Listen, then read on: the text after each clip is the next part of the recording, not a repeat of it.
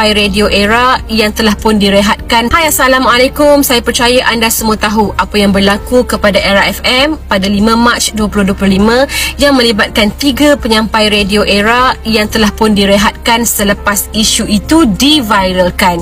Dan tindakan serta-merta dan pantas Era FM adalah untuk merehatkan mereka. Kemudian mereka bertiga telah bertindak pantas memohon maaf.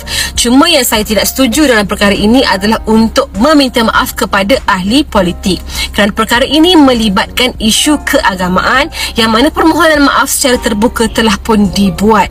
Okey, dan apabila siasatan dijalankan, mereka telah diminta untuk direkodkan kenyataan. Pihak SKMM kemudian telah mengeluarkan notis niat untuk menamatkan lesen mereka. Namun demikian, pihak SKMM pada hari ini selepas mendapat arahan dari Perjabatan Peguam Negara telah mengeluarkan kenyataan bahawa mereka ini akan dikenakan kompaun berjumlah RM250,000.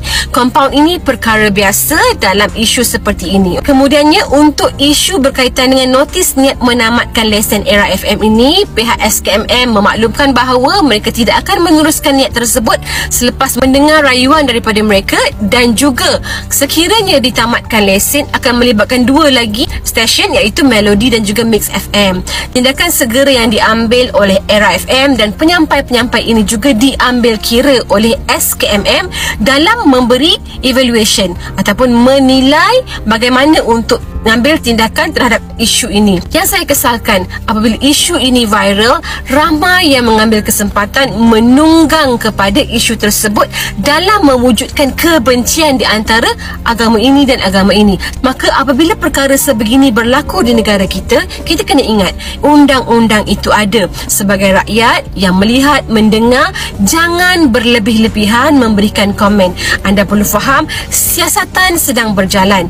Biar pihak polis, pihak SKMM menjalankan siasatan sehingga selesai. Jangan diletak minyak tanah dalam api yang sedang membara, kerana itu akan memberi kesan yang negatif kepada perpaduan negara.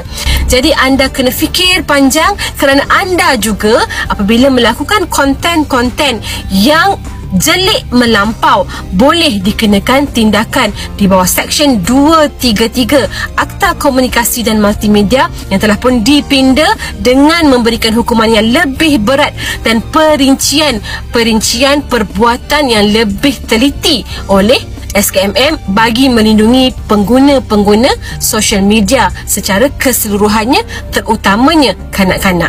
Dan saya percaya penyampai-penyampai yang telah direhatkan ini perlu diberikan semula jawatan mereka, pekerjaan mereka, kerana kita kena ingat mereka ada keluarga untuk disara. Dan saya harap isu ini tidak dipanjangkan, isu ini tidak lagi dipanas-panaskan. Alright? To SVG, baju ni besar sikit, boleh ke saya nak tukar saiz? Alright? Untuk anda yang lain, jaga diri anda. Video di channel ini, boleh juga tekan butang like dan share di media sosial yang lain. Terima kasih kerana setia di sini.